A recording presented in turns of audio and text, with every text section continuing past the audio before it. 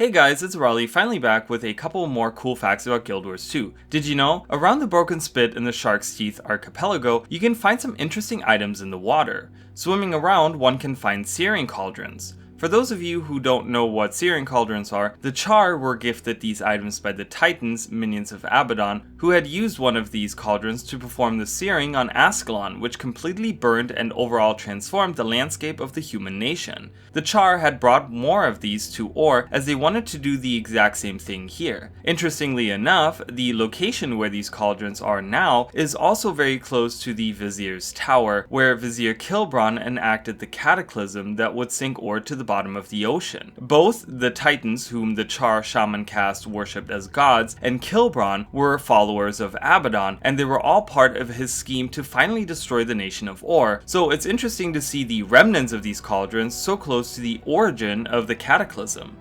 Did you also know about the experimental weapons on Winternell Isle? At the R&D camp, which also doubles as a small lab, one can find containers with experimental weapons in them.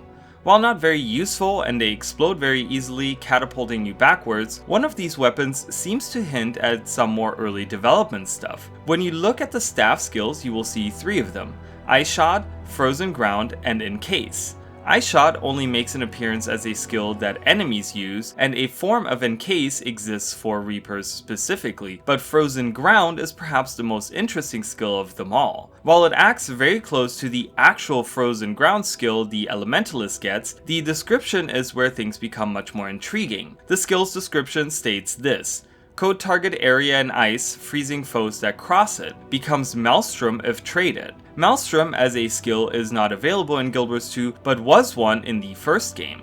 There, it was a powerful water magic spell that could interrupt foes every second while they were standing inside of it. However, Maelstrom was an unimplemented skill that was planned at some point to be the Water Magic Focus 5 skill, which now is the Comet skill. So I guess there was at some point a traded Frozen Ground version that would transform into the Maelstrom skill, potentially making it a much more powerful skill altogether. It's a shame with how many unimplemented skills there are in the game, especially when there are weapons like the Elementalist Focus that could benefit from having some of these actually brought into the game. Thanks for watching, and remember to like and subscribe for more Guild Wars 2 content.